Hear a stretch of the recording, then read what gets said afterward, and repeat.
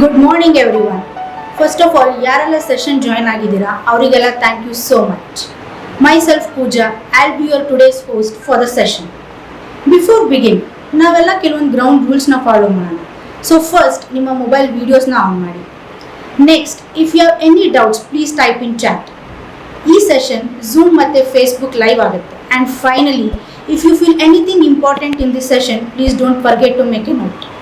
V day 1 ಪ್ರೋಗ್ರಾಮಲ್ಲಿ foundation related ಬಗ್ಗೆ Giri sir ಮಾತಾಡಿದ್ರು. ಸೊ ಡೇ 2 ಅಲ್ಲಿ ಹೇಗೆ ಫಿನಾನ್ಷಿಯಲ್ ಫ್ರೀಡಮ್ ಪ್ಲಾನ್ ಮಾಡ್ಕೊಳ್ಳೋದು ಅನ್ನೋದ್ರ ಬಗ್ಗೆ ಹೇಳ್ತಾರೆ. ಸೊ ಇದನ್ನ ತಿಳ್ಕೊಳ್ಳೋಕೆ ನೀವು ವೆಯ್ಟ್ ಮಾಡ್ತಿದ್ದೀರಲ್ವಾ, ನಾನು ಕೂಡ ವೆಯ್ಟ್ ಮಾಡ್ತೀನಿ. ಸೊ ಲೇಟ್ ಮಾಡದೆ ಗಿರಿ ಸರ್ನ ಇನ್ವೈಟ್ ಮಾಡೋಣ. So let's welcome Giri sir for the session. Thank you so much Pooja for the host. ಇವತ್ತು ಚೈತ್ರ ಮ್ಯಾಮ್ ಆಬ್ಸೆಂಟ್ ಇರೋದ್ರಿಂದ ಪೂಜಾಗೆ ಹ್ಯಾಂಡ್ ಓವರ್ ಮಾಡಿದ್ವಿ. ಸೊ ಅವ್ರಿಗೆ ಫಸ್ಟ್ ಟೈಮ್ ಬಂದ್ರೂ ಏನೋ ಭಯಬಿದ್ದೀರಾ, ಆರಾಮಾಗಿ ಕೂಲಾಗಿ ಕಾನ್ಫಿಡೆಂಟ್ ಆಗಿ ಮಾತಾಡಿದ್ದಾಳೆ. ಸೊ ಅವ್ರಿಗೆ ಮಾತಾಡಿರೋದು ನಿಮಗೆ ಕ್ಲಿಯರ್ ಇದೆ ಅಂದರೆ ಎಲ್ಲರೂ ಓಕೆ ಅಂತ ಚಾಟಲ್ಲಿ ಮೆಸೇಜ್ ಮಾಡಿ. Okay, thank you. ಯಾರೆಲ್ಲ ಜಾಯ್ನ್ ಆಗಿದ್ದೀರೋ ಬೆಳಗ್ಗೆನೇ ಜಾಯ್ನ್ ಆಗಿಬಿಟ್ಟಿದ್ದೀರಾ ಸೆಷನ್ಗೆ. ನಾರ್ಮಲಾಗಿ ನಾವು ಲಾಸ್ಟ್ ಟೈಮ್ ಇದರಲ್ಲಿ ಪೋಲ್ ರನ್ ಮಾಡಿದಾಗ ಜಾಸ್ತಿ ಜನ ನಮಗೆ ಸಾಯಂಕಾಲ ಅಟೆಂಡ್ ಮಾಡೋದಕ್ಕಾಗಲ್ಲ ಸರ್, ಬಿಸ್ನೆಸ್ಸು ಅದು ಇದು ಫುಲ್ ಟೆನ್ಷನಲ್ಲಿ ಇರ್ತೀವಿ, ಸೊ ಮಾರ್ನಿಂಗ್ ಮಾಡೋಣ ಸರ್ ಅಂತ ಹೇಳಿದ್ರು. ಅದರಿಂದ ಅದು ಟ್ರೈ ಮಾಡಬೇಡ ಒಂದ್ಸಲ ಅಂತ ಇವತ್ತು ಮಾರ್ನಿಂಗ್ಗೆ ಕಂಡಕ್ಟ್ ಮಾಡಿದ್ದೀವಿ. ಸೊ ಡೇ 1 BBVಯಲ್ಲಿ ಏನೆಲ್ಲ ಕಲ್ತ್ವಿ ಅನ್ನೋದ್ರ ಬಗ್ಗೆ ಒಂದು ಚಿಕ್ಕ ರಿವ್ಯೂ ಮಾಡೋಣ ಫಸ್ಟು. ಸೊ ಮನಿ ಹಿಸ್ಟ್ರಿ ಬಗ್ಗೆ ಮಾತಾಡಿದ್ವಿ. ಮನಿ ಹಿಸ್ಟ್ರಿ ಅಂದರೆ ಯಾವ ಥರ ಮನಿ ಸ್ಟೆಪ್ ಬೈ ಸ್ಟೆಪ್ಪು ಚೇಂಜ್ ಆಗ್ತಾ ಬಂತು ಅದ್ರ ಬಗ್ಗೆ ಮಾತಾಡಿದ್ವಿ. ನೆಕ್ಸ್ಟ್ ಬಂದು type of mindset, freedom mindset, poor mindset ಮತ್ತು ಕಂಫರ್ಟ್ ಮೈಂಡ್ಸೆಟ್ಟು ಅದ್ರ ಬಗ್ಗೆ ಮಾತಾಡಿದ್ವಿ. ಸೊ ನೆಕ್ಸ್ಟ್ ಬಂದುಬಿಟ್ಟು ವ್ಯಾಲ್ಯೂ ಆಫ್ ಮನಿ, ಅಂದರೆ ವ್ಯಾಲ್ಯೂ ಆಫ್ ಮನಿ ಯಾವ ಥರ ಡೇ ಬೈ ಡೇ ಕಡಿಮೆ ಆಗ್ತಾ ಇದೆ, ಫ್ಯೂಚರಲ್ಲಿ ಎಷ್ಟು ಸಂಪಾದನೆ ಮಾಡಿದ್ರೆ ನಾವು ಆರಾಮಾಗಿ ಲೈಫ್ನ ಲೀಡ್ ಮಾಡ್ಬೋದು, ಮಿನಿಮಮ್ ಎಷ್ಟು ಅಮೌಂಟ್ ಇಟ್ಕೊಂಡಿರಬೇಕು ಲೈಫ್ನ ಲೀಡ್ ಮಾಡಬೇಕು ಅಂದರೆ ಅದ್ರ ಬಗ್ಗೆ ಮಾತಾಡಿದ್ವಿ. ಮತ್ತು ಸರ್ವೆ ಪ್ರಕಾರ 100ಕ್ಕೆ ಎಷ್ಟು ಜನ ಮಾತ್ರ ರಿಚ್ಚು ಮತ್ತು ವೆಲ್ದಿ ಆಗಿದ್ದಾರೆ ಅನ್ನೋದ್ರ ಬಗ್ಗೆ ಮಾತಾಡಿದ್ವಿ. ಸೊ ಅದೇ ಥರ how we can shift healthy body and mind, ಅಂದರೆ ಬಾಡಿ ಮತ್ತು ಮೈಂಡ್ನ ಯಾವ ಥರ ಫಿಟ್ನೆಸ್ ಬೆಳೆಸ್ಕೋಬೇಕು, ಏನೆಲ್ಲ ಮಾಡಿದ್ರೆ ಮೈಂಡ್ ಮತ್ತು ಬಾಡಿನ ಕರೆಕ್ಟಾಗಿ ಇಟ್ಕೊಂಡಿರ್ಬೋದು ಅನ್ನೋದ್ರ ಬಗ್ಗೆ ಮಾತಾಡಿದ್ವಿ. ಅದೇ ರೀತಿ smart analysis, strength, weakness, opportunities ಮತ್ತು ಥ್ರೆಟ್ಸ್ ಬಗ್ಗೆ ಹೇಳಿದ್ದೆ, ಯಾವ ಥರ ನಿಮ್ಗೆ ನೀವೇ ಅನಲೈಸ್ ಮಾಡ್ಕೋಬೋದು ಅಂತ. ನೆಕ್ಸ್ಟ್ ಬಂದು ಸ್ಮಾರ್ಟ್ ಗೋಲ್ಸ್, ಅಂದರೆ ಸ್ಪೆಸಿಫಿಕ್ ಆಗಿ ಗೋಲ್ಸ್ನ ಯಾವ ಥರ ಕ್ರಿಯೇಟ್ ಮಾಡ್ಕೋಬೋದು, ಯಾವ ಡೇಟ್ಗೆ ಯಾವ ಥರ ಅಚೀವ್ ಮಾಡಬೇಕು ಅನ್ನೋದ್ರ ಬಗ್ಗೆನೂ ಹೇಳಿದ್ದೆ. ಸೊ ಡೇಟಿವ್ ಎಲ್ಲರೂ ಎಕ್ಸೈಟ್ ಆಗಿರ್ತೀರಾ ಏನು ಹೇಳ್ಬೋದು ಅಂತ. ಸೊ ಇದನ್ನ ನೆಕ್ಸ್ಟ್ ಲೆವೆಲ್ಗೆ ಯಾವ ಥರ ತೊಗೊಂಡೋಗ್ಬೋದು ಅನ್ನೋದ್ರ ಬಗ್ಗೆ ಡ್ಯೂಟಿಯಲ್ಲಿ ನಾನು ಮಾಮೂಲಿಯಾಗಿ ಮಾತಾಡ್ತೀನಿ. ಸೊ ಫಸ್ಟ್ ಆಫ್ ಆಲ್ ಬಂದುಬಿಟ್ಟು how to create a beautiful business model, ಅಂದರೆ ಫೈನಾನ್ಷಿಯಲ್ ಮಾಡೆಲ್. ಅದ್ರ ಬಗ್ಗೆ ಹೇಳೋದಾದರೆ financial freedom will be not achieve overnight, ಅಂದರೆ ಒಂದೇ ನೈಟಲ್ಲೇ ನಾವು ಎಲ್ಲ ಸಾಲಗಳನ್ನ ತೀರಿಸ್ಬಿಟ್ಟು ರಿಚ್ ಆಗಿಬಿಡ್ಬೋದು ಅಂತ ಯಾರಾದರೂ ಎಕ್ಸ್ಪೆಕ್ಟ್ ಮಾಡಿಕೊಂಡು ಈ ಸೆಷನ್ನ ಅಟೆಂಡ್ ಮಾಡಿದರೆ ದಯವಿಟ್ಟು ಅಟೆಂಡ್ ಮಾಡೋಕ್ಕೆ ಹೋಗ್ಬೇಡಿ. ಯಾಕಂದರೆ ಆ ಥರ ಆಗೋದಿಲ್ಲ. ಇದಕ್ಕೆ ಪ್ರೋಸೆಸ್ ಇರುತ್ತೆ, ಪೇಷನ್ಸ್ ಇರಬೇಕಾಗಿರುತ್ತೆ, ಮತ್ತು ಸ್ಟೆಪ್ ಬೈ ಸ್ಟೆಪ್ಪು ಹೋಗ್ತಾ ಇರಬೇಕಾಗಿರುತ್ತೆ. ನೆಕ್ಸ್ಟ್ ಬಂದು ಅನಲೈಸ್ ದ ಪ್ರಾಬ್ಲಮ್ನ ಫಸ್ಟು ನಾವು ಅನಲೈಸ್ ಮಾಡಬೇಕಾಗಿರುತ್ತೆ. ರೂಟ್ ಕಾಸ್ ಯಾವುದು ಅಂತ ತಿಳ್ಕೊಬೇಕಾಗಿರುತ್ತೆ. ನಾವು ಪ್ರಾಬ್ಲಮ್ನ ಐಡೆಂಟಿಫೈ ಮಾಡ್ದಿರಾ ಡೈರೆಕ್ಟ್ ನಾನು ಸೊಲ್ಯೂಷನ್ಗೆ ಹೋಗ್ಬಿಡ್ತೀನಿ, ನಾನು ಸೇವ್ ಮಾಡೋಕ್ಕೆ ಹೋಗ್ಬಿಡ್ತೀನಿ ಅಂದರೆ ಆಗೋದಿಲ್ಲ. ಫಸ್ಟ್ ನಾವು ಅದಕ್ಕೆ ಸ್ವಲ್ಪ ಟೈಮ್ ಕೊಡಬೇಕಾಗುತ್ತೆ. ನಾನು ಇವಾಗ ಹೇಳ್ತಾ ಇರೋದನ್ನೆಲ್ಲ ಬರೆದಿಟ್ಕೊಂಡು ನೀವು ಅದನ್ನು 3 months ರಿವ್ಯೂ ಮಾಡಬೇಕಾಗುತ್ತೆ. ರಿವ್ಯೂ ಮಾಡಿದ್ರೆ ಮತ್ತೆ ನಿಮಗೆ ರೂಟ್ ಕಾಸ್ ಐಡೆಂಟಿಫಿಕೇಶನ್ ಅನ್ನೋದು ಸಿಗುತ್ತೆ. ಸೊ ಫಾರ್ ಎಕ್ಸಾಂಪಲ್ ಇವಾಗ ಕ್ಲಿಯರ್ ಗೋಲ್ ಇಟ್ಕೋಬೇಕು. ಫಸ್ಟು ಯಾವಾಗ ನನಗೆ ಎಷ್ಟು ಲೋನ್ಸ್ ಇದೆ, ಅದರಲ್ಲಿ ಯಾವಾಗ ಫಸ್ಟು ಕ್ಲೋಸ್ ಮಾಡಬೇಕು ಅಂದ್ಕೊತಾ ಇದ್ದೀನಿ, ಎಷ್ಟು ದಿನದಲ್ಲಿ ಕ್ಲೋಸ್ ಮಾಡಬೇಕು, ಆ ಥರ ಕ್ಲಿಯರ್ ಗೋಲ್ ಇಟ್ಕೊಂಡಾಗ ನೆಕ್ಸ್ಟು ಅದರಲ್ಲಿ ನೀವು ಜರ್ನಲ್ ಇಟ್ಕೋಬೇಕಾಗುತ್ತೆ. ಜರ್ನಲ್ ಅಂದರೆ ಏನಂದರೆ ಒಂದು ಬುಕ್ಕಲ್ಲಾದರೂ ಬರೆದಿಟ್ಕೊಂಡಿರ್ಬೇಕು ಯಾವ ಥರ ಪ್ಲಾನ್ ಮಾಡಿದ್ದೀರಾ ಅಂತ, ಅಥವಾ ನೀವು ಎಕ್ಸೆಲ್ ಶೀಟು ಸ್ಪ್ರೆಡ್ಶೀಟಲ್ಲಿ ಬೇಕಾದ್ರೂ ಬರೆದಿಟ್ಕೊಂಡು ಮೇಂಟೈನ್ ಮಾಡ್ಬೋದು. ಆ ಥರ ಮಾಡಿದ್ರೂ ನೀವು ರಿವ್ಯೂ ಮಾಡೋದಕ್ಕೆ ಈಸಿ ಇರುತ್ತೆ. ಅದನ್ನು ವೀಕ್ಲಿ ಮಂತ್ಲಿ ರಿವ್ಯೂ ಮಾಡ್ತಾ ಇದ್ದಾಗ ಒಂದು 90 daysಗೆ ನಿಮ್ಗೊಂದು ಕ್ಲಿಯರ್ ಕಟ್ ಬಂದಿರುತ್ತೆ. ಅಂದರೆ ಏನಾಗ್ತಿದೆ ನನ್ನ ಫೈನಾನ್ಷಿಯಲ್ ರಿಲೇಟೆಡ್, ಎಲ್ಲೆಲ್ಲಿ ತೊಂದರೆ ಆಗ್ತಿದೆ ನನಗೆ ಅನ್ನೋದು ಡೇ ಬೈ ಡೇ ನೀವು ಅನಲೈಸ್ ಮಾಡ್ತಾ ಇರ್ತೀರಲ್ಲ, ಆವಾಗ ನಿಮಗೆ ಒಂದು ಕ್ಲಿಯರ್ ಕಟ್ ಐಡಿಯಾ ಬರುತ್ತೆ. ಸೊ ನೆಕ್ಸ್ಟ್ ಬಂದುಬಿಟ್ರೆ ಡಿಸಿಪ್ಲಿನ್ ಅನ್ನೋದು ಜಾಸ್ತಿ ಇಂಪಾರ್ಟೆಂಟ್ ಆಗಿರುತ್ತೆ. ಈ ಫೈನಾನ್ಷಿಯಲ್ ಇದರಲ್ಲಿ ಓವರ್ಕಮ್ ಬರಬೇಕು ಅಂದರೆ ನಾವು ಡಿಸಿಪ್ಲಿನ್ನ ಎಷ್ಟು ಚೆನ್ನಾಗಿ ಮೇಂಟೈನ್ ಮಾಡ್ತೀವೋ ಅದ್ರ ಪ್ರಕಾರ ನಮ್ಮ ಬೇಗ ನಮ್ಮ ಸಾಲನೂ ಕ್ಲಿಯರ್ ಆಗ್ತಾ ಇರುತ್ತೆ, ಮತ್ತು ನಮ್ಮ ಸೇವಿಂಗ್ಸ್ನು ಇನ್ಕ್ರೀಸ್ ಆಗ್ತಾ ಇರುತ್ತೆ. ಈ ಡಿಸಿಪ್ಲಿನ್ ಅಂದರೆ ಯಾವ ಥರ ಅಂತ ಹೇಳೋದಾದರೆ ಫೌಂಡೇಶನ್ ಫಾರ್ ಅವಾಯ್ಡಿಂಗ್ ಅನ್ನೆಸರಿ ಡೆಪ್ಟ್. ಸುಮ್ಮನೆ ಡೆಪ್ಟ್ ತಗೊಳ್ಳೋದು, ಇವಾಗ ಏನೋ ಒಂದು ಫ್ರಿಡ್ಜ್ ಏನಾದರೂ ತಗೋಬೇಕಾಗಿರುತ್ತೆ ಮನೆಗೆ, ಅದು ಅವಶ್ಯಕತೆ ಇದೆಯಾ ಇಲ್ವಾ ಅಂತ ಐಡೆಂಟಿಫೈ ಮಾಡ್ತೀರಾ. ಇದು ಬಜಾಜ್ ಅವರು ಕ್ರೆಡಿಟ್ ಇದರಲ್ಲಿ ಪೇ ಮಾಡ್ತಾರೆ, ನಾವು ಮಂತ್ಲಿ EMI ಕಟ್ಕೋಬೋದು ಅಂತ. ಅದನ್ನ ಅಮೌಂಟ್ ಇದ್ರೂ ಒಂದೊಂದ್ಸಲ ಕ್ರೆಡಿಟ್ ತಗೊಂಡ್ಬಿಡ್ತಾರೆ. ಆ ಥರ ಅನ್ನೆಸರಿ ಡೆಪ್ನ ಜಾಸ್ತಿ ಸಲ ಮಾಡ್ತಾ ಇರ್ತಾರಲ್ಲ, ಅದನ್ನ ಅವಾಯ್ಡ್ ಮಾಡಬೇಕಾಗುತ್ತೆ. ಮತ್ತೆ ಫ್ಯೂಚರ್ ಪ್ಲಾನಿಂಗು ಕರೆಕ್ಟಾಗಿ ಇರಬೇಕಾಗುತ್ತೆ. ಅಂದರೆ ಇವಾಗ ನೀವು ಸೇವ್ ಮಾಡ್ತಾ ಇರೋದನ್ನ ರಿಟೈರ್ಮೆಂಟ್ಗೆ, ಮತ್ತೆ ಒಂದು ಮನೆ ತಗೊಳ್ಳೋದಕ್ಕಾಗಲಿ, ಕಾರ್ ತಗೊಳ್ಳೋದಕ್ಕಾಗಲಿ, ಎಜುಕೇಷನ್ ಪರ್ಪಸ್ಗೆ ಈ ಥರ ಸೇವ್ ಮಾಡಿಕೊಂಡು ಪ್ಲಾನ್ ಮಾಡಿ ಇಟ್ಕೊಂಡಿರ್ಬೇಕಾಗುತ್ತೆ. ಸೊ ನನ್ನ ಮಗಳಿಗೆ ಇವಾಗ 3 years, ಆಫ್ಟರ್ 18 years ಆದಮೇಲೆ ನನಗೊಂದು 25 lakhs ಬರಬೇಕು. ಅದನ್ನು ಯಾವ ಥರ ಪ್ಲಾನ್ ಮಾಡ್ಬೋದು? ಇವಾಗ ಮಂತ್ಲಿ ಎಷ್ಟು ಅಮೌಂಟ್ ಅದಕ್ಕೆ ಟ್ರಾನ್ಸ್ಫರ್ ಮಾಡಿದ್ರೆ ನಾನು ಅವಳ ಏಜ್ 18 years ಬಂದಾಗ ಅಮೌಂಟು ಮೆಚುರಿಟಿ ಆಗೋ ಥರ ಪ್ಲಾನ್ ಮಾಡ್ಕೋಬೋದು. ಈ ಥರ ಪ್ಲಾನ್ ಮಾಡಬೇಕಾಗುತ್ತೆ. ಮತ್ತೆ ನೀವು ಆ ಮನಿ ಮೇಲೆ ಕಂಟ್ರೋಲ್ ಇಟ್ಕೋಬೇಕಾಗುತ್ತೆ. ಇಲ್ಲಾಂದರೆ ಮನಿನೇ ನಿಮ್ಮನ್ನ ಕಂಟ್ರೋಲ್ ಮಾಡೋದಕ್ಕೆ ಸ್ಟಾರ್ಟ್ ಆಗಿಬಿಡುತ್ತೆ. ಅದೊಂದು ಇಂಪಾರ್ಟೆಂಟ್ ಆಗಿರುತ್ತೆ. ನೀವೇ ಸೆಲ್ಫ್ ಮಾಸ್ಟರಿ ಆಗಬೇಕಾಗುತ್ತೆ. ಅದರ್ವೈಸ್ ಮನಿನ ನಿಮ್ಮನ್ನ ಕಂಟ್ರೋಲ್ ಮಾಡೋಕ್ಕಾಗುತ್ತೆ. ಅಂದರೆ ನೀವು ಮನಿನ ಕರೆಕ್ಟಾಗಿ ಬಳಸದೇ ಇದ್ದಾಗ ಮನಿ ನಿಮ್ಮನ್ನ ಭಯ ಇಡ್ಸೋಕೆ ಸ್ಟಾರ್ಟ್ ಆಗುತ್ತೆ. ಪ್ರತಿ ಸಮಯದಲ್ಲೂ ಮನಿ ಅನ್ನೋದು ನಿಮ್ಮ ಮೈಂಡಲ್ಲಿ ಬರ್ತಾ ಇರುತ್ತೆ. ಅದರಿಂದ ಸಾಲ ಜಾಸ್ತಿ ಮಾಡೋದಕ್ಕೆ ಹೋಗ್ಬಿಡ್ತೀರಾ. ಸೊ ಆದಷ್ಟು ನೀವು ಮನಿನ ಕಂಟ್ರೋಲ್ ಇಟ್ಕೊಳ್ಳೋ ಥರ ನೋಡ್ಕೋಬೇಕಾಗುತ್ತೆ. ಮತ್ತೆ ಗ್ರೋತ್ ಅಂದರೆ ಅಚೀವ್ ಫೈನಾನ್ಷಿಯಲ್ ಫ್ರೀಡಮ್ಗೆ ಇದು ಜಾಸ್ತಿ ಇಂಪಾರ್ಟೆಂಟ್ ಆಗಿರುತ್ತೆ, ಡಿಸಿಪ್ಲಿನ್ ಅನ್ನೋದು. ಸೊ ಡಿಸಿಪ್ಲಿನ್ ಅನ್ನೋದು ಬೇಸಿಕ್, ಅಂದರೆ ಫೌಂಡೇಶನ್ ಥರನೇ ಇದನ್ನು. ಈ ಡಿಸಿಪ್ಲಿನ್ ಮೇಂಟೈನ್ ಮಾಡಿಲ್ಲ ಅಂದರೆ ನೆಕ್ಸ್ಟ್ ಲೆವೆಲ್ಗೆ ಹೋಗೋದಕ್ಕೆ ನಿಮ್ಗೆ ಆಗೋದೇ ಇಲ್ಲ. ಇದು ಇಂಪಾರ್ಟೆಂಟ್ ಥಿಂಗ್ಸ್ ಯಾಕೆ ಡಿಸಿಪ್ಲಿನ್ ಅನ್ನೋದ್ರ ಬಗ್ಗೆ. ನೆಕ್ಸ್ಟ್ ಓದೋದಾದರೆ ಚಾಲೆಂಜಸ್ ಆಫ್ ಮನಿ ಮ್ಯಾನೇಜ್ಮೆಂಟ್, ಅಂದರೆ ಏನೆಲ್ಲ ಚಾಲೆಂಜಸ್ ಕಾಮನ್ ಆಗಿ ರೆಗ್ಯುಲರ್ ಆಗಿ ಬರುತ್ತೆ ಅದ್ರ ಬಗ್ಗೆ ಹೇಳೋದಾದರೆ ಕಲ್ಚರಲ್ ಪ್ಲೇಜರ್ಸ್, ಅಂದರೆ ನಾವು ನಾರ್ಮಲ್ ಆಗಿ ಅಕೇಶನ್ಸ್ಗೆ ಎಲ್ಲ ತುಂಬ ಅಮೌಂಟ್ಸ್ನ ಸ್ಪೆಂಡ್ ಮಾಡ್ತಾ ಇದ್ವಿ. ಫಾರ್ ಎಕ್ಸಾಂಪಲ್ ಬರ್ಡೇ ಅಂತೆ, ಆ್ಯನಿವರ್ಸರಿ ಅಂತೆ, ಮತ್ತೆ ಬಂದ್ಬಿಟ್ಟು ಏನಾದರೂ ಪೂಜೆ, ಸ್ಪೆಷಲ್ ಅಕೇಶನ್ಸು ಅಂದರೆ ಫೆಸ್ಟಿವಲ್ಸು, ಈ ಥರದ್ರಲ್ಲಿ ತುಂಬ ಅಮೌಂಟ್ನ ಸ್ಪೆಂಡ್ ಮಾಡಿಬಿಡ್ತೀವಿ. ಎಲ್ಲರನ್ನ ಇನ್ವೈಟ್ ಮಾಡಿಬಿಟ್ಟು ತೋರಿಸ್ಕೋಬೇಕು ಅನ್ನೋ ಇದರಲ್ಲಿ ತುಂಬ ಅಮೌಂಟು ಸ್ಪೆಂಡ್ ಮಾಡಿಬಿಡ್ತೀವಲ್ಲ. ಆ್ಯಕ್ಚುಲಿ ನಾನು ಕೂಡ ಇದನ್ನೆಲ್ಲ ಮಾಡಿದ್ದೀನಿ, ಅದರಿಂದ ನನ್ನ ಎಕ್ಸ್ಪೀರಿಯನ್ಸ್ನ ಹೇಳ್ತಾ ಇದ್ದೀನಿ. ಇದನ್ನ ಮಾಡೋ ಅವಶ್ಯಕತೆ ಇಲ್ಲ. ನಮಗೆ ಎಷ್ಟು ಬಜೆಟ್ ಇದೆಯೋ ಅದಕ್ಕೆ ಬಜೆಟ್ ಅನ್ನೋದು ನೀವು ಫಸ್ಟೇ ಪ್ಲಾನ್ ಮಾಡ್ಕೊಂಡಿದ್ರೆ ಅಷ್ಟೇ ಅಮೌಂಟಲ್ಲಿ ಏನು ಮಾಡ್ಬೋದು ಅಷ್ಟೇ ಮಾಡ್ಬೋದು. ಯಾಕಂದರೆ ಬೇರೆಯವರು ನಿಮಗೆ ಕಷ್ಟ ಕಾಲದಲ್ಲಿ ಬಂದ್ಬಿಟ್ಟು ನಿಮಗೆ ಒಂದು 10,000 ಒಂದು 50,000 ಅಂತ ಕೊಡಲ್ಲ. ನೀನು ಕರೆಕ್ಟಾಗಿ ಪ್ಲಾನ್ ಮಾಡ್ಕೊಂಡಿದ್ದಾಗ ನಿನ್ನ ಬಜೆಟಲ್ಲಿ ನೀನು ಮಾಡಿದಾಗ ಬಂದರೂ ಬರ್ದೇ ಇದ್ರು ನಿನ್ಗೇನು ಅಷ್ಟೊಂದು ಎಫೆಕ್ಟ್ ಆಗಲ್ಲ. ಸೊ ಇದು ಇಂಪಾರ್ಟೆಂಟ್ ಅನ್ಸುತ್ತೆ. ಇದು ಒಂಥರ ನಾರ್ಮಲ್ ಪ್ರಾಬ್ಲಮ್ಸ್ ಫೇಸ್ ಮಾಡ್ತಾ ಇರ್ತಾರೆ. ನೆಕ್ಸ್ಟ್ ಬಂದು ಫೈನಾನ್ಷಿಯಲ್ ಲಿಟ್ರಸಿ. ಈ ಫೈನಾನ್ಷಿಯಲ್ ಬಗ್ಗೆ ಎಜುಕೇಶನ್ ಅನ್ನೋದು ಎಷ್ಟು ಇಂಪಾರ್ಟೆಂಟ್ ಆಗಿದೆ ಅಂದರೆ ಕಲಿತಾ ಇರಬೇಕು. ಅಂದರೆ ಈ ಥರ ಹೇಳ್ತಾ ಇರ್ತೀವಲ್ಲ, ಅದನ್ನ ಸ್ವಲ್ಪ ತಿಳ್ಕೊಂಡೇ ನೀವು ಎಷ್ಟೊಂದು ಸೇವ್ ಮಾಡಿಬಿಡ್ಬೋದು ಅಮೌಂಟ್ನ. ಇದನ್ನ ಜನ ತಿಳ್ಕೊತಾ ಇಲ್ಲ. ಅಂದರೆ ಹೇಳೋರು ಇಲ್ಲ, ಕಡಿಮೆ ಇದ್ದಾರೆ, ಮತ್ತೆ ಹೇಳೋರ್ದು ಅಟೆಂಡು ಮಾಡ್ತಾ ಇಲ್ಲ. ಯಾಕಂದರೆ ಏನೋ ಬಿಡು, ನಮ್ಗೆ ಅವ್ರಿಗಿಂತ ಏಜ್ ದೊಡ್ಡದು, ನಾನು ಹೇಳೋದು ಅವ್ನು ಕೇಳಬೇಕು, ಅವ್ನು ಹೇಳೋದು ನಾನೇನು ಕೇಳೋದು, ಆ ಥರ ಕೆಲವರು ಥಿಂಕ್ ಮಾಡ್ತಾರೆ. ಕೆಲವರು ನೆಗ್ಲೆಕ್ಟ್ ಮಾಡ್ತಾ ಇರ್ತಾರೆ, ನೋಡೋಣ ಬಿಡು, ಟ್ರೈ ಮಾಡೋಣ ಬಿಡು ಅಂತ. ಸೊ ಈ ನೆಗ್ಲಿಜೆನ್ಸಿಂದ ಎಷ್ಟೊಂದು ಪ್ರಾಬ್ಲಮ್ಸ್ನ ಕ್ರಿಯೇಟ್ ಮಾಡ್ಕೊಂಡ್ಬಿಟ್ಟಿರ್ತೀರ.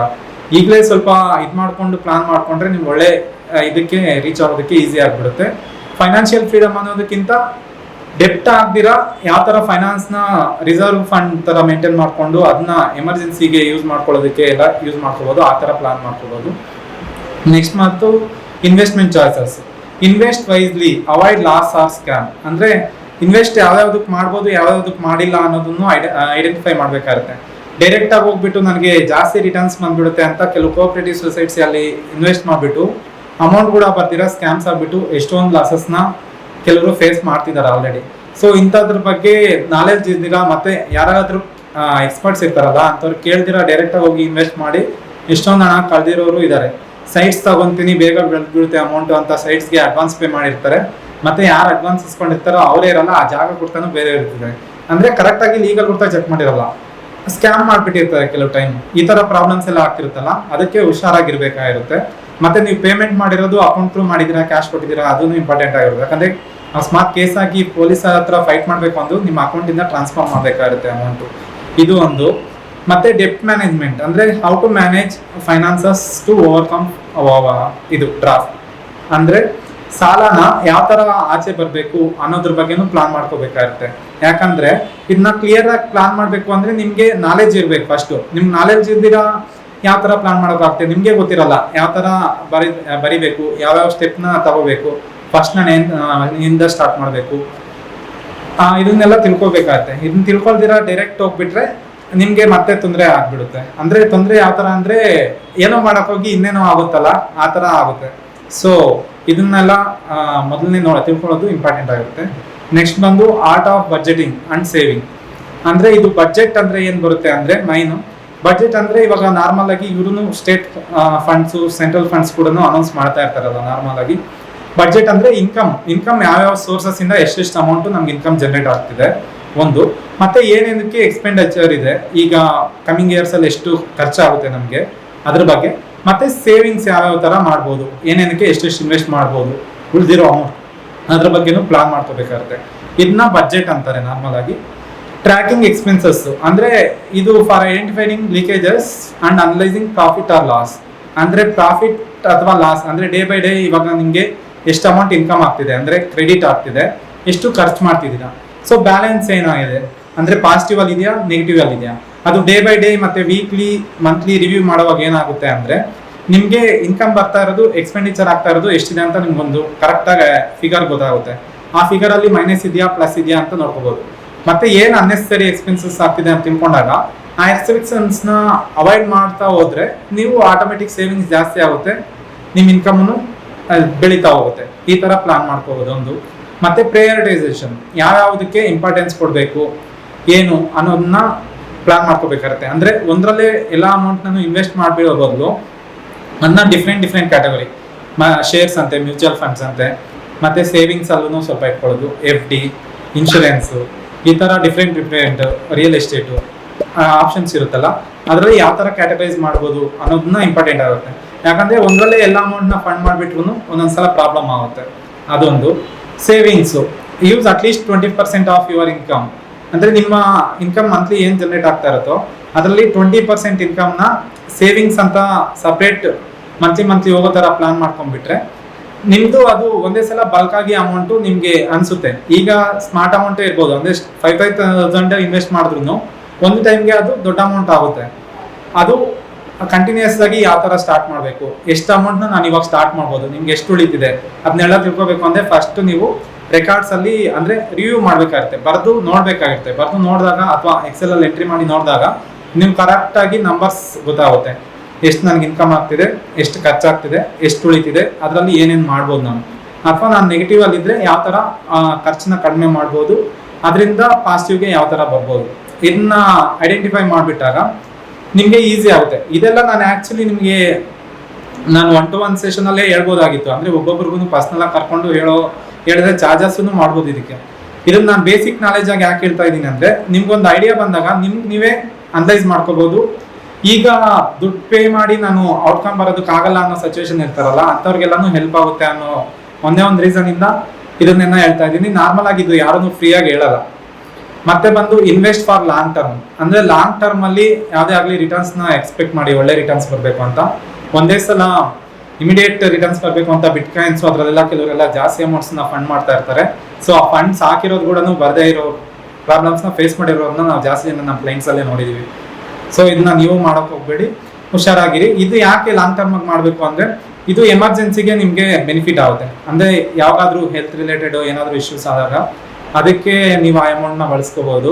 ಮತ್ತೆ ಯುವರ್ ಚಿಲ್ಡ್ರನ್ಸ್ ಎಜುಕೇಶನ್, ನಿಮ್ಮ ಮಕ್ಕಳ ಭವಿಷ್ಯಕ್ಕೋಸ್ಕರ ಅಂದ್ರೆ ಹೈಯರ್ ಎಜುಕೇಶನ್ ಇಲ್ಲ ಅಬ್ರಾಡ್ ಕಳಿಸ್ಬೇಕು ಅಂದ್ರೆ ಅದು ಕೂಡ ಅಮೌಂಟ್ ಹಿಟ್ ಆಗುತ್ತೆ. ಮತ್ತೆ avoid risk and investment in multiple options. ಇಲ್ಲಿ ಬೇರೆದ್ರಿಂದ ಇನ್ವೆಸ್ಟ್ ಮಾಡಿದಾಗ ಒಂದು ಅಕಸ್ಮಾತ್ ಏನಾದ್ರು ಬರೋದಾಗ ಲೇಟ್ ಆದ್ರೂ ಬೇರೆಯಿಂದ ಅಮೌಂಟ್ನ ಈಸಿಯಾಗಿ ತಗೋಬಹುದು. ಆ ಥರನೂ ಪ್ಲಾನ್ ಮಾಡ್ಕೋಬೇಕಾಗುತ್ತೆ. ಇದನ್ನ ರಿವ್ಯೂ ಮಾಡ್ತಾ ಇರಬೇಕು.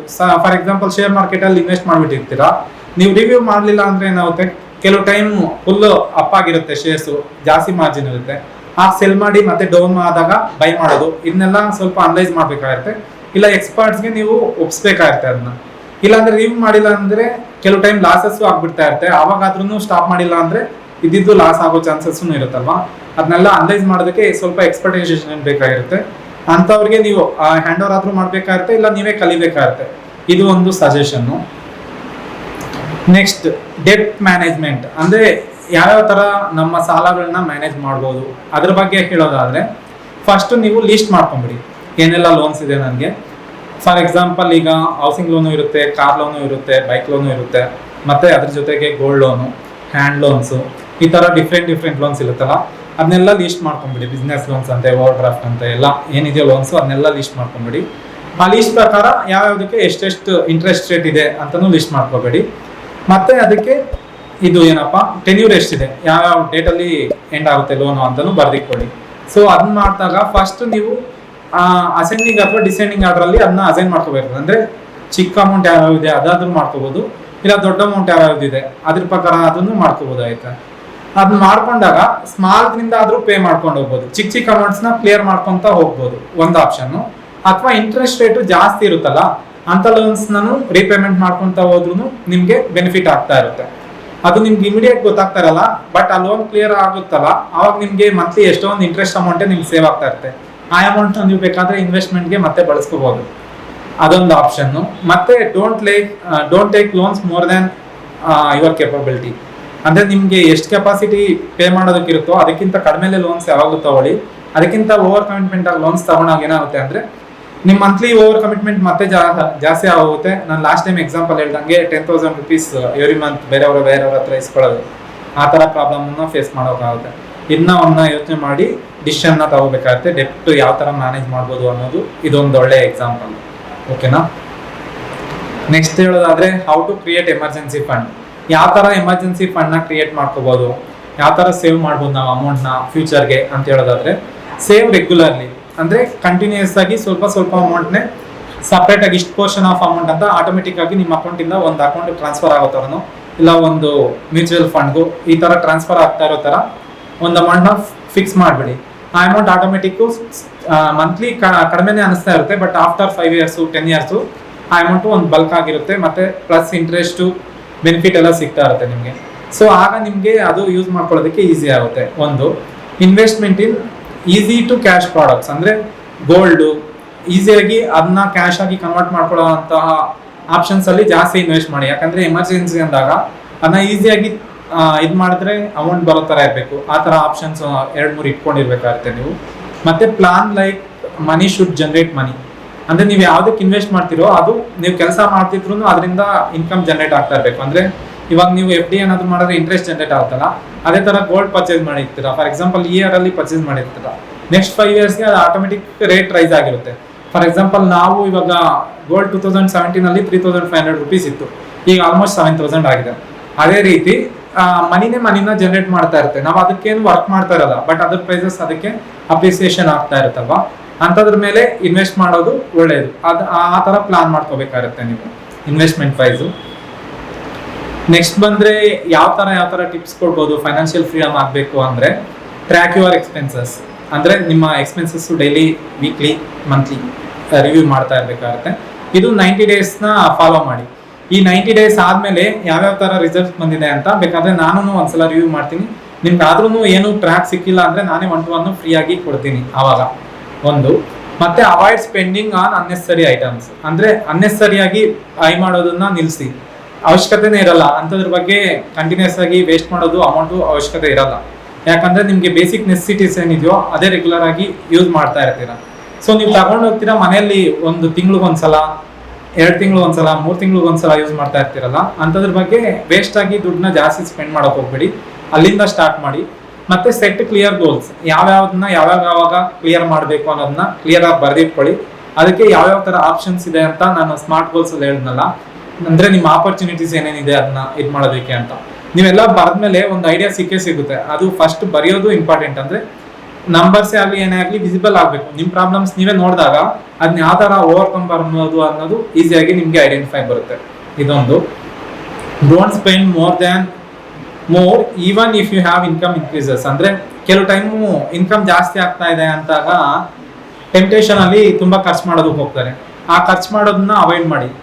ಟೆಂಪ್ಟ್ ಆಗಿ ಖರ್ಚು ಮಾಡೋಕೆ ಹೋಗ್ಬಿಡಿ. ಇವಾಗ ನನಗೆ ಇನ್ಕಮ್ ಜನರೇಟ್ ಆಗ್ತಾ ಇದೆ ಬಿಡು, ಎಷ್ಟಾದ್ರೂ ಆಗಲಿ ನಾನು ಖರ್ಚು ಮಾಡ್ತೀನಿ, ಆ ಥರ ಫೀಲಿಂಗಿಂದ ಆಚೆ ಬಂದು ಓಕೆ ನಾನು ಇದನ್ನ ಸೇವ್ ಮಾಡ್ತೀನಿ, ಇಷ್ಟು ಸ್ಪೆಂಡ್ ಮಾಡೋದಕ್ಕೂ ಇನ್ನ ಜನರೇಟ್ ಮಾಡ್ತೀನಿ, ನಾನು ಇನ್ನ ಮಲ್ಟಿಪಲ್ ಮಾಡ್ತೀನಿ ಅಂತ ಆ ಥರ ಥಿಂಕ್ ಮಾಡಿ. ಅದು ನಿಮಗೆ ವೆಲ್ತಿ ಆಗ್ತೀರಾ. ಅಂದರೆ ನಿಮ್ಮ ಮನಿ ನಿಮಗೆ ಪ್ಯಾಸಿವ್ ಇನ್ಕಮ್ ಜಾಸ್ತಿ ಮಾಡೋದಕ್ಕೆ ಹೆಲ್ಪ್ ಆಗುತ್ತೆ. ಇವಾಗ ಪ್ಯಾಸಿವ್ ಇನ್ಕಮ್ ಜಾಸ್ತಿ ಇಂಪಾರ್ಟೆಂಟ್. ಯಾಕಂದರೆ ನಿಮಗೆ ಆಕ್ಟಿವ್ ಇನ್ಕಮ್ ಯಾವಾಗ ನಿಲ್ಲುತ್ತೋ ಹೇಳೋಕ್ಕಾಗಲ್ಲ. ನೀವು ಕೆಲಸ ಮಾಡೋರ್ಗು ಮಾತ್ರ ಆಕ್ಟಿವ್ ಇನ್ಕಮ್ ಬರ್ತಾ ಇರುತ್ತೆ. ನೀವು ಕೆಲಸ ಮಾಡೋದು ಸಡನ್ ಆಗಿ ನಿಲ್ಲಿಸ್ಬಿಟ್ರೆ ಆಕ್ಟಿವ್ ಇನ್ಕಮ್ ನಿಂತೋಗುತ್ತೆ. ಆಗ ಪ್ಯಾಸಿವ್ ಇನ್ಕಮ್ ನಿಮ್ಮನ್ನ ಸರ್ವೈವ್ ಮಾಡೋದ್ರ ನೀವು ರೆಡಿ ಮಾಡ್ಕೋಬೇಕಾಗುತ್ತೆ. ಅದ್ರ ಬಗ್ಗೆ ವರ್ಕ್ ಮಾಡ್ಬೇಕು ಈ ಸ್ಟೇಜಲ್ಲಿ. ಅದ್ರ ಬದಲು ಆಕ್ಟಿವ್ ಇನ್ಕಮ್ನ ಎಲ್ಲ ಎಕ್ಸ್ಪೆನ್ಸಸ್ಗೆ ಸ್ಪೆಂಡ್ ಮಾಡಿಬಿಟ್ಟಾಗ ನಿಮಗೆ ಎಮರ್ಜೆನ್ಸಿಗೆ ಏನಕ್ಕೂ ಯೂಸ್ ಮಾಡೋದಕ್ಕೆ ಅಥವಾ ನೀವು ವರ್ಕ್ ಮಾಡಿಲ್ಲ ಅಂದರೆ ಜಾಸ್ತಿ ತೊಂದರೆ ಆಗ್ಬಿಡುತ್ತಲ್ಲ, ಅದನ್ನ ಸ್ವಲ್ಪ ಇದು ಮಾಡ್ಕೋಬೇಕು. ಮತ್ತೆ review and get support from your goals. ಅಂದ್ರೆ ನೀವು ಬೇರೆಯವ್ರ ಹತ್ರ ಹೇಳಿ, ನಿಮ್ಗೆ ನಂಬಿಕೆ ಇರುವಂತ ಫ್ರೆಂಡ್ಸ್ ಜೊತೆ ನಾನು ಈ ತರ ಪ್ಲಾನ್ ಮಾಡ್ತಾ ಇದ್ದೀನಿ, ಈ ತರ ಗೋಲ್ ಇಟ್ಕೊಂಡಿದ್ದೀನಿ ಅಂತ ಹೇಳಿ. ಅದರಿಂದ ಏನಾಗುತ್ತೆ ಅಂದ್ರೆ ಅವ್ರು ಅವಾಗ ಕೇಳ್ತಾ ಇರ್ತಾರೆ ಎಲ್ಲರಿಗೂ ಬಂತು ಏನಾಯ್ತು ಅಂತ. ಅದರಿಂದ ಮತ್ತೆ ಸಪೋರ್ಟ್ ಮಾಡ್ತಾ ಇರ್ತಾರೆ, ಏನಾದ್ರು ಐಡಿಯಾಸ್ ಅವ್ರಿಗೆ ಗೊತ್ತಿರೋದು ನಿಮ್ಗೆ ಐಡಿಯಾಸ್ ಹೇಳ್ತಾ ಇರ್ತಾರೆ. ಇದರಿಂದ ನಿಮ್ ಗೋಲ್ನ ಡೈವರ್ಸಿಫೈ ಆಗೋದಕ್ಕೆ ಜಾಸ್ತಿ ಚಾನ್ಸಸ್ ಇರಲ್ಲ. ಅಂದ್ರೆ ನಾವು ಗೋಲ್ನ ಇಟ್ಕೊಂಡ್ಬಿಡ್ತೀವಿ, ಅದನ್ನ ಮುಟ್ಬೇಕು ಅಂದ್ರೆ ಯಾರೋ ಒಬ್ರು ಎಚ್ಚರಿಸ್ತಾ ಇರ್ಬೇಕು, ಅಂದ್ರೆ ಕೇಳ್ತಾ ಇರ್ಬೇಕು ಏನಾಯ್ತು, ಎಲ್ಲರಿಗೂ ಬಂದೆ, ಯಾವ ತರ ನಡೀತಿದೆ, ಅದನ್ನೆಲ್ಲ ಕೇಳ್ತಾ ಇದ್ದಾಗ ನಮ್ಗೆ ಇವ್ರಿಗೆ ಹೇಳಿದೀನಿ ಅದಕ್ಕಾದ್ರೂ ನಾನು ಪ್ರೂವ್ ಮಾಡ್ಕೋಬೇಕು ಅಂತಾದ್ರೂ ಒಂದ್ ಮಾಡ್ತೀರಾ. ಇಲ್ಲ ಅಂದ್ರೆ ಅಟ್ಲೀಸ್ಟ್ ಅವ್ರು ಸಪೋರ್ಟ್ ಮಾಡ್ತಾ ಇರ್ತಾರೆ. ನಿಮ್ ಫ್ಯಾಮಿಲಿ ಅವ್ರಿಗೆ ಯಾರಿಗಾದ್ರೂ ಹೇಳಿದಾಗ ಈ ತರ ಇದೆ, ಈ ತರ ಮಾಡಿ, ಇನ್ನ ಒಳ್ಳೆ ರಿಸಲ್ಟ್ಸ್ ಬರುತ್ತೆ, ಆ ತರನು ಸಜೆಷನ್ಸ್ ಕೂಡ ನಿಮ್ಗೆ ಈಸಿಯಾಗಿ ಸಿಗ್ಬೋದು. ಅದೊಂದು ಇದು. ಮತ್ತೆ ಚೂಸ್ ಎ ಮೆಂಟರ್ ಅನ್ನೋದು ಈಗಿನ ಕಾಲದಲ್ಲಿ ಎಷ್ಟು ಇಂಪಾರ್ಟೆಂಟ್ ಆಗಿದೆ ಅಂದ್ರೆ, ಯಾಕಂದ್ರೆ ಅವರು ಈಸಿ ಸ್ಟೆಪ್ಸ್ ನ ಹೇಳ್ಕೊಡ್ತಾರೆ. ನೀವು ಇದನ್ನ ನೀವೇ ಮಾಡ್ಬೇಕು ಅಂದ್ರೆ ತುಂಬಾ ಕಷ್ಟ ಆಗುತ್ತೆ ಕೆಲವ್ರಿಗೆಲ್ಲಾನು. ಯಾಕಂದ್ರೆ ಇದೇ ಸಲ ಫಸ್ಟ್ ಟೈಮ್ ಎಲ್ಲ ಇದ್ ಮಾಡ್ಬೇಕು ಅಂದ್ರೆ ತುಂಬಾ ಕಷ್ಟ ಆಗ್ಬಿಡುತ್ತೆ. ಅದೇ ಮೆಂಟರ್ನ ಇಟ್ಕೊಂಡಾಗ ನೀವು ಜಸ್ಟ್ ಅವ್ರಿಗೆ ಹೇಳಿದಾಗ ಅವ್ರು ಕ್ಲೀನಾಗಿ ಅನಲೈಸ್ ಮಾಡ್ಬಿಟ್ಟು ಪ್ಲಾನ್ ಮಾಡಿ ಕೊಟ್ಬಿಡ್ತಾರೆ. ಅಂದ್ರೆ ರೆಡಿಮೇಡ್ ಫುಡ್ ತರ ಇರುತ್ತೆ. ಮೆಂಟರ್ನ ಯೂಸ್ ಮಾಡ್ಕೊಂಡ್ರೆ ನೀವು ರೆಡಿಮೇಡ್ ಫುಡ್ ಡೈರೆಕ್ಟ್ ತಿನ್ಬಿಡ್ಬೋದು, ಡೈರೆಕ್ಟ್ ಆಗಿ ಈಸಿಯಾಗಿ ಸಾಲ್ವ್ ಆಗ್ಬೋದು ನಿಮ್ ಪ್ರಾಬ್ಲಮ್ನ. ಅದೇ ನೀವೇ ಎಲ್ಲ ಮಾಡಿದಾಗ ಅನಲೈಸ್ ಮಾಡೋದಕ್ಕೆ ಸ್ವಲ್ಪ ಟೈಮ್ ತಗೊಳುತ್ತೆ, ಟ್ರಯಲ್ ಅಂಡ್ ಎರರ್ಸ್ ಮಾಡ್ಬೇಕಾಗುತ್ತೆ. ನೀವು ಎಕ್ಸ್ಪೆಕ್ಟ್ ಮಾಡಿರೋದಕ್ಕಿಂತ ಸ್ವಲ್ಪ ಜಾಸ್ತಿ ಟೈಮ್ ತಗೊಳುತ್ತೆ. ನೀವು ಎಕ್ಸ್ಪೆಕ್ಟ್ ಮಾಡಿರೋ ಟೈಮಲ್ಲೇ ನೀವು ಅಚೀವ್ ಮಾಡಬೇಕು ಅಂದ್ರೆ ಒಂದು ಮೆಂಟರ್ನ ಇದು ಮಾಡ್ಕೊಳ್ಳೋದು ಒಳ್ಳೇದಾಗಿರುತ್ತೆ. ಶೇರ್ ಯುವರ್ ಪ್ರಾಬ್ಲಮ್ಸ್, ಏನೇನು ಪ್ರಾಬ್ಲಮ್ಸ್ ಇದೆಯೋ ಅದನ್ನೆಲ್ಲ ಕರೆಕ್ಟಾಗಿ ಹೇಳಿದಾಗ ಅವರು ಈಸಿ ಸ್ಟೆಪ್ಸ್ನ ಮಾಡ್ಕೊಟ್ಬಿಟ್ಟು ನಿಮಗೆ ಸಿಸ್ಟಮ್ಸ್ ಮತ್ತೆ ಪ್ರೋಸೆಸ್ ಹೇಳ್ತಾರೆ. ಈ ತರ ಮಾಡಿ ಅದನ್ನ ನಾನು ವೀಕ್ಲಿ ಮಂತ್ಲಿ ನಿಮಗೆ ಫಾಲೋ ಅಪ್ ಮಾಡಿಬಿಟ್ಟು ಏನಾಗ್ತಿದೆ ಏನು ಅಂತ ನೋಡ್ತಾ ಚೇಂಜ್ ಮಾಡ್ತಾ ಇರ್ತೀನಿ. ಅಂದ್ರೆ ಅವ್ರಿಗೆ ಸ್ವಲ್ಪ ಐಡಿಯಾ ಇರೋದ್ರಿಂದ ನೀವು ಮಿಸ್ಟೇಕ್ಸ್ ಎಲ್ಲೆಲ್ಲಿ ಮಾಡ್ತಿದ್ದೀರಾ ಅಂತ ಅಲ್ಲಿಂದ ಅಲ್ಲೇ ಚೇಂಜ್ ಮಾಡ್ತಾ ಇರ್ತೀರಾ. ಇದು ಮಂತ್ಲಿ ರಿವ್ಯೂ ಮಾಡೋವರೆಗೂ ನಿಮ್ಗೆ ಗೊತ್ತಾಗಿರಲ್ಲ. ಒಂದೊಂದ್ಸಲ ಅವ್ರು ವೀಕಲ್ಲೇ ಇದು ತಪ್ಪಿದೆ ಅಂತ ಐಡೆಂಟಿಫೈ ಮಾಡಿಬಿಟ್ಟು ಇದನ್ನ ಚೇಂಜ್ ಮಾಡಿ ಅಂತ ಹೇಳ್ತಾ ಇರ್ತಾರೆ. ಆಗ ನೀವು ಈಸಿಯಾಗಿ ಇನ್ನ ಔಟ್ಕಮ್ ಬರ್ಬೋದು. ಸೊ ಇವತ್ತು ಇಷ್ಟೇ ಟಾಪಿಕ್ಸ್ ಇರೋದು. ಇದ್ರ ಬಗ್ಗೆ ಎಲ್ಲ ಇನ್ನೂ ಇನ್ ಡೀಟೇಲ್ ಆಗಿ ಕಲಿಬೇಕು ಅಂದ್ರೆ ನೀವು ನಮಗೆ 1-to-1 ಕಾಲ್ ಮಾಡ್ಬೋದು. ಅದರಲ್ಲಿ ನಾನು ಇನ್ ಡೀಟೇಲ್ ಆಗಿ ನಿಮ್ಮ ಪ್ರಾಬ್ಲಮ್ಸ್ನೆಲ್ಲ ಅನಲೈಸ್ ಮಾಡಿಬಿಟ್ಟು ಸಪ್ರೇಟ್ ಸಿಸ್ಟಮ್ ಮತ್ತು ಪ್ರೋಸೆಸ್ನ ಮಾಡ್ಕೊಡ್ತೀನಿ. Thank you for joining this session.